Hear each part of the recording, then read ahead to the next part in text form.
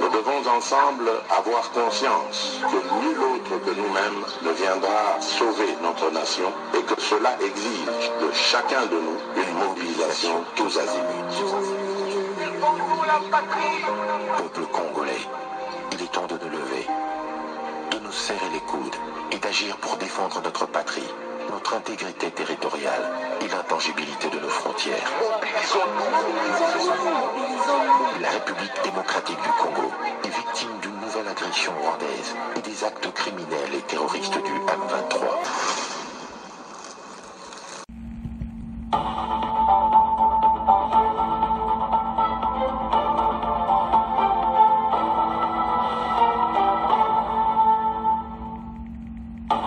Bonsoir, bonsoir, bonjour, c'est Congo News 24. Bande Konanga, comme toujours avant de commencer notre émission, nous disons merci à Dieu. Nous disons merci à nos chers abonnés et téléspectateurs qui nous suivent partout dans le monde et en RDC. Bande Konanga, soyez les bienvenus. À la une, chers téléspectateurs, après l'EAC et CPI, la RDC se prépare le dossier pour la Cour internationale de justice. Et Zaya Koyinda et Yindi. Deuxième point, chers téléspectateurs. Voilà pourquoi la RDC a menacé. Guerre entre USA et la Chine sur minerai germanium le plus recherché du monde. Alors, première expédition, il y a germanium. Fachalobi, Ngamoko, nakubongisana ilikuwa bozo welela ngamo na so bongisango ngamo na za ko expedi yango mache mobulu monde za ya konyingana pour le moment première expédition tous à la connecter. Chers téléspectateurs, émission na bandi et committant autosola ensemble masolo ya mbuka bandeko, on va aller directement bandeko na dossier ya Est. Après la cour, la CPI, après EAC, beaucoup yoka ba dossier à EAC, na ya Cour pénale internationale, et maintenant, RDC, azome Kagame, na la Cour internationale de justice. Boyebi o Uganda, to memaka ya futaka 65 millions de dollars. Alors, mbala oyo, Kagame, pas au kende kuna. Parce ba militaire na ye, bazaki sur le sol congolais. Alors, dossier bandeko, et Zaya Koyinda déjà, bazo préparer dossier, mais ba expliquer comment il y a CPI Kendeki, ba expliquer comment il y a EAC Zali toujours en cours, et maintenant la Cour internationale de justice. Alors je me demande comment Kagame a couru, parce que mbongo to ibe panabiso, la montée belé ko zonga na ba justice obato katela. Parce que Uganda kande ba tchatu makolo sur le sol congolais, incursion, ba fouti belambon. Bon, Kagame sikoyo, plus de 4500 militaires sur le sol congolais, ba ko fouta combien? Donc, bozo mona comment, toza ko menacer on a RDC zo kenona ba front belé. Front militaire, front oyoya, accord à Luanda, accord à Kutu, mawatro tolubaki yango, ba aventure komi moyete kuna. Donc, tu évites totalaka ndenge zokendi, parce que le coûté koti na kati. Tango masonge koti, toke na monde ini. Alors, maintenant, toujours qu'il y a la Cour internationale de justice. Bandeko, oyo nyonso babenga angwa, kolaksa batoyo ki obaza ko saleza mabi. Parce que, baktoro mema bango ti ba okoma na suka. Situation toke na ngona Rwanda et belé to mona ki ba message Fatia za très faible, président de la République a osale le côté et tout ça bien sûr ba konzi fo bandima ba critique wana parce que dossier yo ya est bato ba sakanimi na ba pays belé o kaka désordre de guerre banina mais loko nini RDC spécialement bazokuboya. Il y a eu trop de morts. Tant que tu as éclaté sur la guerre, tu as couvert le soir au Saranati. Mais, et ça toujours sur la table. Mais les Congolais, les lobby, Mokozamboka, très lent. banzelo nyonso ba cour international ba cour ba congolais ba lingi na bango yango te. Ah biso to reporter batu so tangi ba message to zo joie non bandeko tala ba konzi botala dossier très bien. Ezamalan comme on a cour international de justice. Ezamalan comme on a CPI, on a EAC et tout ça. Ezamalan, totalement EAC d'abord. Et c'est EAC vraiment condamné Kagame. Mais total. Mais EAC n'a pas de problème parce que ce qu'on a condamné, c'est de ça qu'on quitte EAC. Et c'est comme ça là. Et c'est qu'on quitte EAC. Parce que selon ndenge EAC ba otambusa to yebite ces pays tous un peu sûr mais est-ce que pas si ça au travail moti est-ce Occident a kolinga ba traduire Kagame na ces pays surtout le bon point bango ba tous ces pays wane zakaya bango bango bazo traduit ba totala ndeko zala. Je peux dire oui kaka soki Kagame alonge na pouvoir nde basala kama kamuna bango azo kitaka na aéroport mo bayambie ka kote kunale mbala moko CPI. Donc ce tu dois comprendre dossier tozanango ba congolais basiliki mende no lobaka voilà bazo kena na cour internationale ba banika atala Oliebo sili saka makambo ngaka bino kaka makambo ba justice ba CPI me biso to lo bagaka. Oh président de la République aza faible. Il fallait kaka attaquer mbala moko Rwanda. Musuba le bia to bandaka to guerre ngwe bandaka. Bitumbe bandaka. Je ne sais pas. Nzela nini za bien. Na niveau komisiko yo. En tout cas tous à la front, nazo yebate aso guerre ngwe kozali susu. Passe na ndemba zo kende. Elo zo wumisa passe ba kangi e awa. Tamba kangi Kagame boye aze sur na place à ko bougeti. Elo ka komi na ngwe kunka mensonge na ba mensonge. Donc si ko menelo ni Kagame osala. Azo l'exalaire entre taza ko yiba ba koltan azo kena azo yiba metozo yebisa e. Qui wane le côté. Oye bibi mikolo sakanante Germanium. Tala Germanium esala makambo nyonso kozomona satellite rayon solaire ezoman do bande écosystème de défense oyo kaka makambo tout communication Germanium okuta wapi kena un seul pays la RDC mais toujours yana point bande ko monde nyingani balubi minere moko ebimi kuna na RDC liboso to za kotinda ngwe pana bango fatila ayi alubiti mais toujours yana point. Alors to zonga na point na biso situation to za nango pour le moment c'est difficile parce que Kagame azo changer ka ba dossier lelo lobi boye lobi ayero msusu.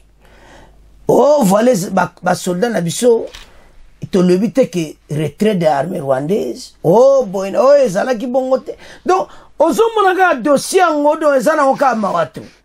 Et le président angolais atala makambo bien. Posu ye soka atala ngo bien te ba congolais ba omone ba otale penana ba jimel président angolais. Soko za penana position ya biba congolais ba koyeba na ba. Alors, situation to vivre il y a est to yeba vraiment ndeto sukela to yebite parce que et comme au guerre ou bien ndeka ba kora on peut don mawato mais tout temps ananu ndenge Kagame azana plusieurs justices bon auto avance après EAC CPI RDC se prépare le dossier pour la Cour internationale de justice. Bisoto aliwana pour te expliquer ma solo. Bokoyoka. La Cour pénale internationale, la CPI, a annoncé la réactivation des enquêtes sur les crimes présumés commis en RDC, avec un focus particulier sur la province Kivu. La Prospérité explique que ces enquêtes concernées concerne, je m'excuse, les crimes commis depuis janvier 2022 relevant du statut de Rome. De son côté, Info 27 rapporte les propos du vice-ministre de la Justice, Samuel Bemba, qui a confirmé l'implication des juridictions nationales congolaises, y compris le procureur général et l'auditeur général de FARDC dans ce processus. Donc,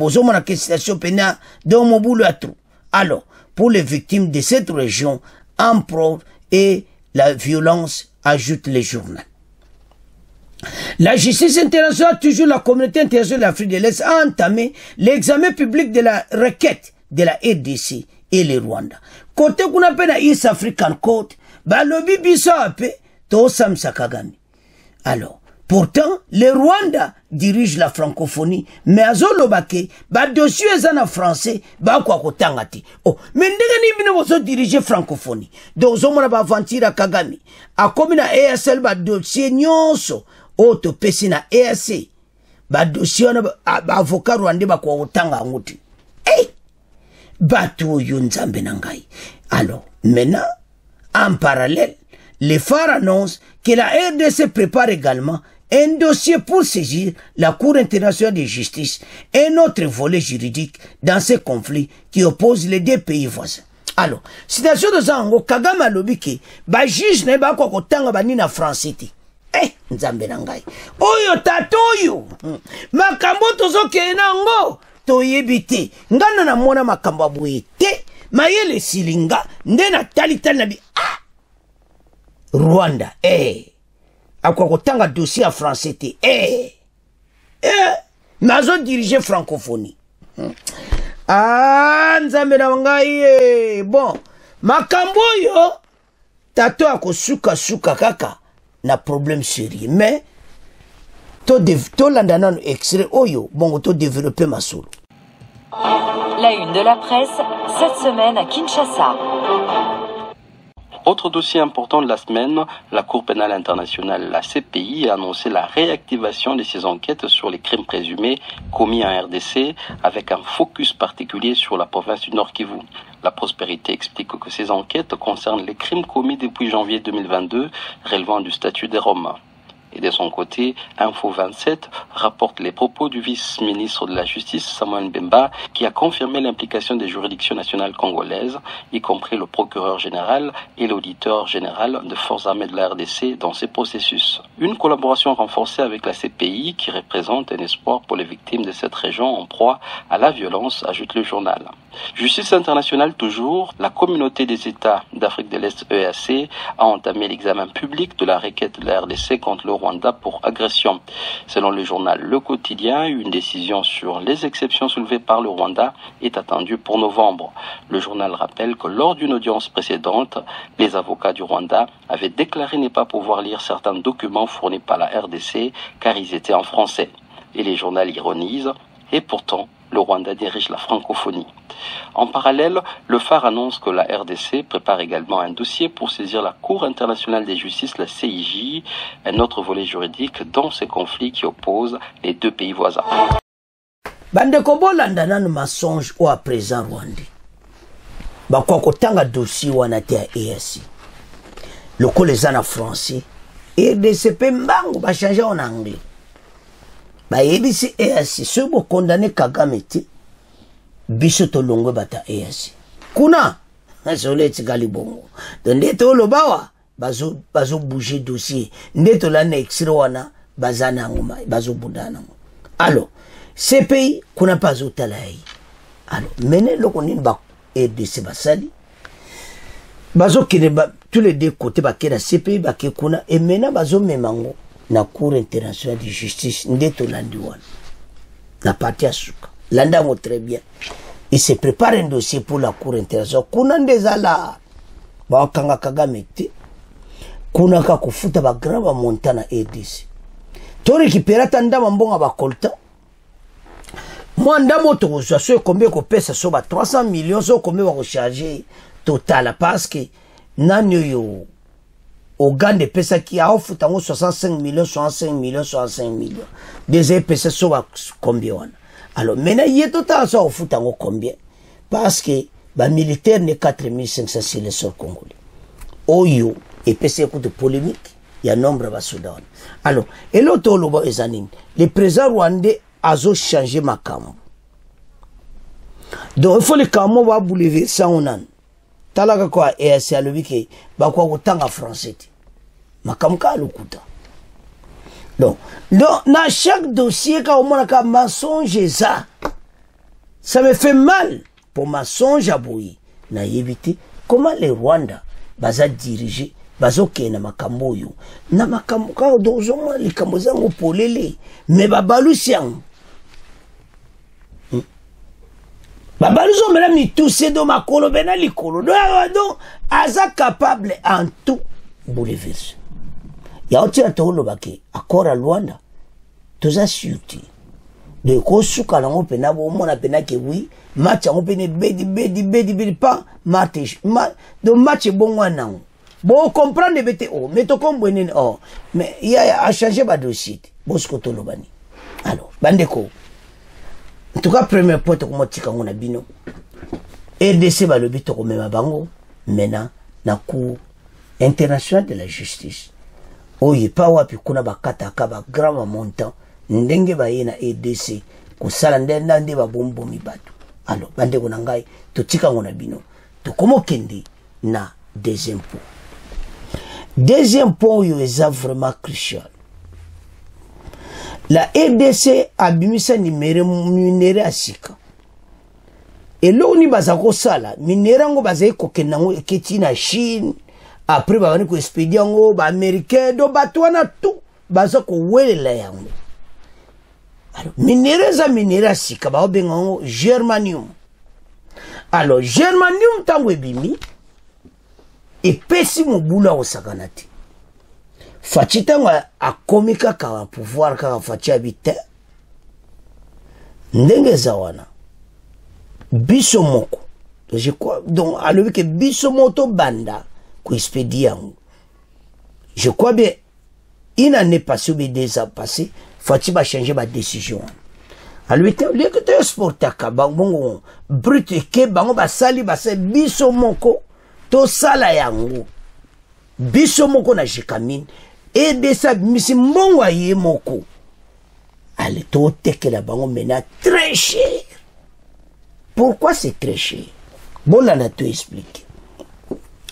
Et jamais ko sala na niveau satellite ndenge zomo na satellite bango tout na espace international space station international kune pa bakena kana sanza bazana besoin nango bazana besoin nango pona capter ba rayon solaire bazana besoin nango na communication oh c'est très important système de défense ba minere wana tala ya bande ko batika RDC kimia minere neti germanium boto chele no bolanda donc première oyo kaka expédition nango et salamika kamikolo oyo biso moko to sali biso moto boto tinango brit kuna bango balela biso seka to tinango ka ndenge ba timoli ke kei biso te o eza minera sika facha minere bazo wela bitumba entre Chine na États-Unis bitumba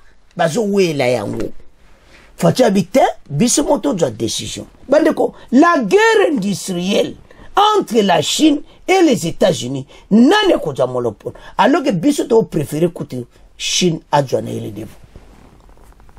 Alors Chine le bio ngai ngana sala nga bonana oh bobo pesa okabiye ya ga bongo États-Unis ba konko we la tifa chabi ba malembe macha ondo ande zabo fachie mo tabita oh biso moto bimisa mbongo d'experts baya ba travailler biso moto bana ko sala germanium to bana ko préparer yango biso moko to tekaya.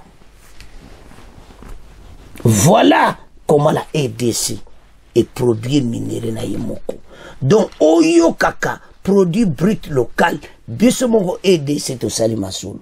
Voilà ndenge biso moko to telemi pona ba minéré international biso moko to doit les défendre. Voilà comment pays ezotelema ya honte esa bandeko et comme temps oyo to telema pour la RDC ba minere oyo stratégique biso moko to banda ko gérer yango parce que monde eza ko luka ba minere oyo RDC comme étant oyo biso moko to luka numéro.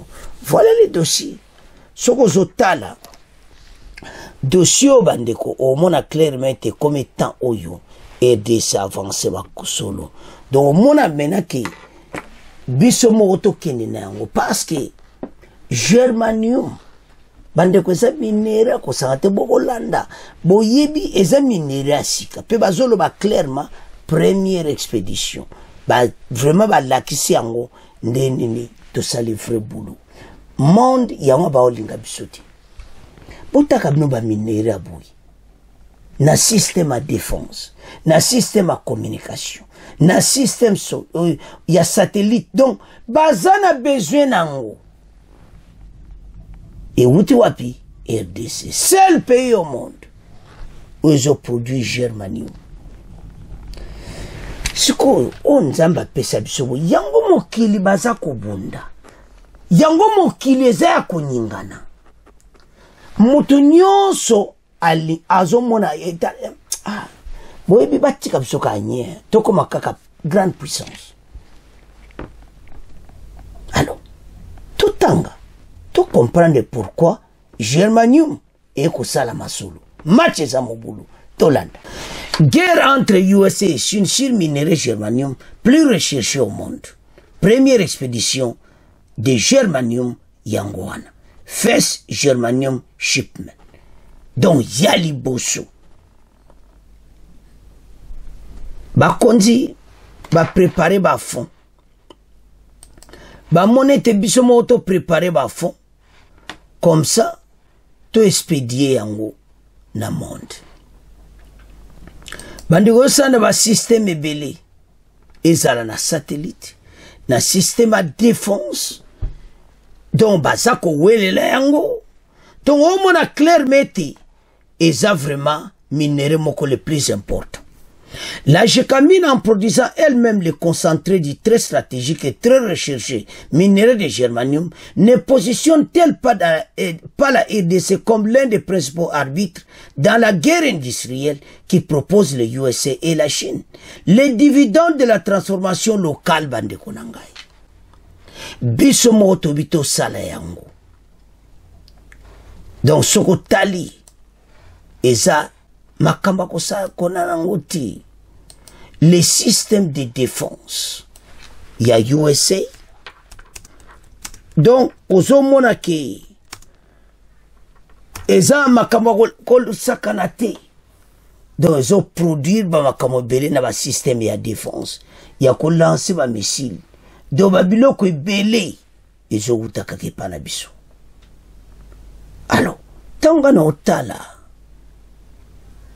eza la satellite eza kaka bongo donc au moins clairement temboka na biso totelema parce que tozana nyonso mais monde eza toujours na problème bazotala biso mais biso tozala maïli parce que mena Chine bazowelela États-Unis bazowelela minere yango biso bata RDC batuza nango na maboko. Alors maintenant oyo kake yindi entre les pays moto ezopela.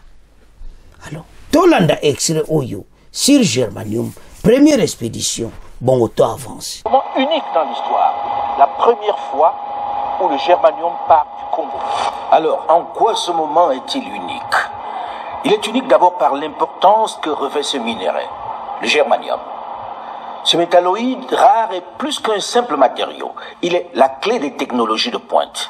Dans les secteurs militaires, aérospatiaux ou encore les télécoms, le germanium est au cœur des innovations qui façonnent le futur. Il alimente les cellules solaires de satellites, les systèmes de vision nocturne pour la défense et garantit la transmission rapide des données via la fibre optique. Après le coltan, le cobalt, le cuivre et bien d'autres minéraux, voilà la première expédition de l'un des minéraux les plus recherchés au monde. Cette expédition est un moment unique aussi parce que pendant 20 ans, dans cette mine, la Gécamine produisait de l'alliage que l'on envoyait en Chine avec le cuivre, le cobalt et le zinc. C'est là-bas qu'il faisait la séparation, ce qui diminuait considérablement les revenus. Cette fois-ci, et c'est cela la révolution dont on doit être fier aujourd'hui, même si l'on fait beaucoup de reproches justifiés à la GECAMIN, il faut saluer le fait que c'est entièrement sur place, avec sa filiale STL à Lumumbashi, que l'on produit ce concentré de germanium qui prend la route aujourd'hui. Voilà, bandeko tolandi bisonyos. Germanium. Hey, memboko yo, nkata zoe bati. Nzamba pesa biso ba minerango. Ba kombo ezaka kumta.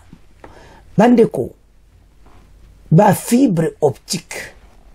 Na système à communication ou ezo sama na ba cobalt bani, mais lelo yo germanium ebimi.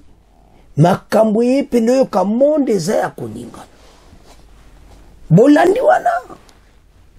Landa très bien reportage. Bazako bomana.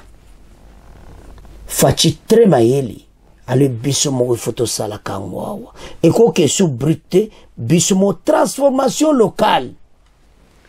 Yangwana première expédition, yangwa balaksi na monde. Mokili pour le moment za ya koningana. Pas de décision bisomo to sala. Malé mene to zoka révolution oyo. Ba mindelo ba osepelate. Tozai ba yumati. Nzamba kosi biso. Fachi habite, minero batu. Fachi la kota po. Minero ba bazowela bui. Kaka biso to tika onka bon to timoli to pesi bakena ngo to tekil ba onka me priya muke. Biso mo to sangisa to transformer yango.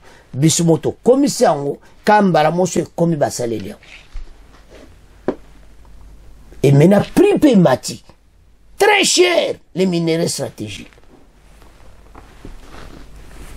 Il y a un petit na to sala so guerre ici na est. S'il va colta tout cela. Monde et biloko ba ke sous brute, biso moko. Transformation locale. Alors, maintenant, bota la pona nini aider c'est tous un problème. Comprends que vous avez minéraux à bouillir. Au système de défense américaine bazana posanango, système de défense ya Chine ba Russie ba pays nyonso presque bazana posanango. So yozanango. Bombo sa ba uranium déjà on est uranium otozana ba saba bombo wana kala de sikoto komino asika. Donc tozana combien de minéraux? Oluka ya bombe uranium ezana edisi. Oluka boy nyoso ko tindo sono tala ba non. Ba missile oyo pona ko sala biloko na tout. Ba minere zo ute para biso. Alors soto talo nyoso to yanango ya mokili balingi biso to bongati. Congolais vous qui au besoin de mission à Kinshasa. Guerre wana esisila. Soto sanction bo uto tala wana na Lubumbashi. Na est passé voilà ba région où ils ont ba minéraux stratégiques est na Okatanga surtout sanksi ba minéraux wana zo bimana Okatanga na est ba tiki biso calme oka les pays les plus puissants mais ba olinga ngoti faut ba yela biso kaka ba désordre comme on ne comprend rien entre bino ba eka ethnio bobunda bino pe wela.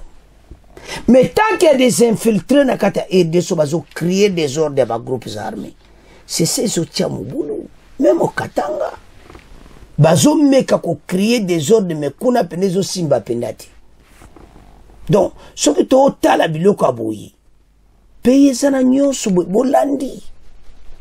Comment la guerre industrielle ezo salamana monde. Le corps minera EDC. Fati mwana maye, fati alubi biso moko. Tout gérer et voilà production locale. Voilà comment l'industrie n'a pas changé. Voilà comment la EDC comment parmi les pays les plus puissants au monde. Balingi bisote. Baza contribution. Mais ba yebaiti. To sido gagner guerre. Ba onde ba na retard. Alors bana mboka. Soto tala bakamabui. To telema pour la EDC. Notre beau pays. Tous ces pays où pays où et comment pas comme les autres. Bate bele ba komona que biso mokonde to kumisaka oto zanango. Nous savons tout. Mais ce qui nous dérange, instabilité. Yango tina, bazolo bake présent Fachi, fungo la misu. Telema makambu, eza ba guerre à l'est. Telema joba décision makasi. Totika kozala, totika kozala très gentil, batu baza batu mabe. Tando juba décision ba minere. Olobi biso moto salaka. Siko ba mindele ba sali biso ni. Eza biso moko. Au moment que Fachi esimi décision, alors, joa décision pour la makamba est. Toza pays na biso ba akoti na mboka na biso. Bojo décision moko claire, makamba guerre yinda kaka. Et si yindi nango. On sa monte pelaka. Pas to lembi. Alors, maintenant, banamboka. En tout cas, tolandi, ndenge tolandi wana, to komina minere wana. Et ça parmi à minera sika.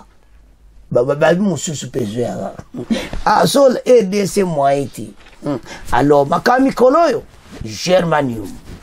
Nakacha RDC. To tika ngona bino. To komina fait mission. Bon, continuez à s'abonner massivement. Au revoir. À la prochaine.